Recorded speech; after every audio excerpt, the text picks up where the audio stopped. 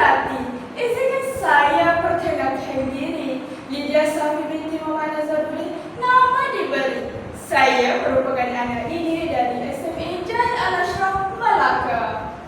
Pada hari ini saya akan mengulas sebuah buku berbentuk biografi yang sangat menarik dan penuh dengan nilai ilmiah.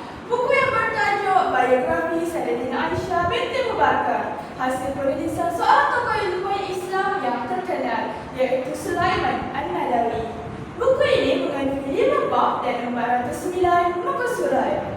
Penerbitan pertama buku ini pada tahun 2023. Ayo, fotokan seminari sebentar bagi mengikuti resensi buku yang menarik ini. Penulis buku ini merupakan ulama, sejarawan, serta penulis yang berasal dari India. Sumbangan beliau dalam dunia penulisan sangat besar, khususnya dalam menghasilkan biografi tokoh-tokoh wanita Islam yang berwibawa dan berpengaruh. Keunikan buku ini terletak pada cara penulis menghimpunkan fakta-fakta sejarah yang sahih dan gaya bahasa yang mudah difahami. Buku ini bukan sekadar menceritakan kehidupan, tetapi turut mengupas kepribadian, pemikiran, serta sumbangan Sayyidatina Aisyah secara mendalam.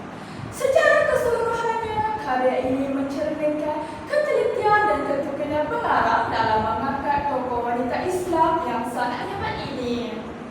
Buku ini mengisahkan tentang Sayyidatina Aisyah binti Abu Bakar, isteri kepada Nabi Muhammad SAW dan anak kepada Abu Bakar As-Siddiq. Sejak kecil, beliau dibesarkan dalam suasana yang penuh keimanan dan keilmuan. Beliau dikenali sebagai seorang yang sangat cerdas, kuat ingatan, serta memiliki kefahaman agama yang sangat tinggi. Selepas berkahwin dengan Nabi Muhammad SAW, beliau merupakan salah seorang perawi hadis yang banyak meriwayatkan hadis. Beliau juga merupakan seorang guru kepada para sahabat dan umat Islam, khususnya dalam bidang fiqh dan hadis. Buku ini turut menceritakan ujian dan cabaran yang dihadapi oleh Sayyidatina Aisyah. Walaupun peristiwa itu menguji kesabarannya, namun begitu beliau tetap tabah dan terus menjadi contoh wanita yang berilmu, beramal dan berwibawa. Dari isi kandungan, buku ini sangat lengkap kerana mempunyai latar belakang, kehidupan, pemikiran serta sumbangan Sayyidatina Aisyah secara menyeluruh. Dari segi bahasa pula, penulis menggunakan bahasa yang formal tetapi masih mudah dipahami oleh pembaca. Ini menjadikan pembacaan lebih lancar dan mudah untuk dipahami.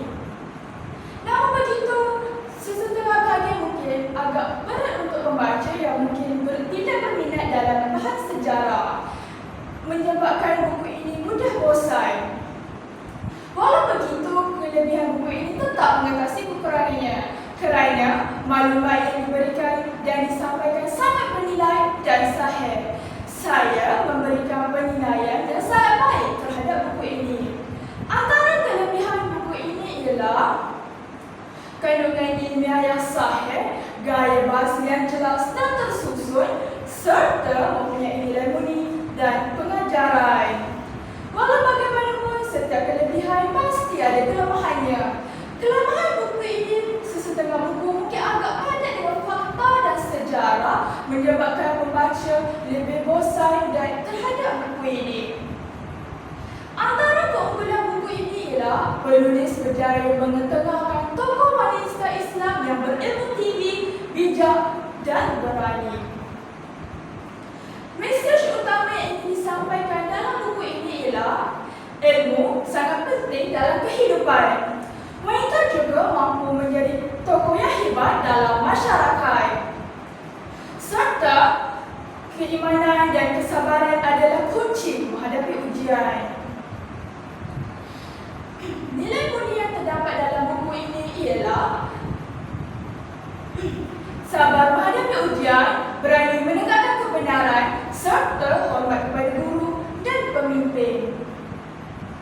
Pengajaran yang kita boleh ambil daripada buku ini ialah kita sebagai seorang pelajar harus mencontohi sikap Sayyidatina Aisyah yang beramal, berilmu, yang cintakan ilmu serta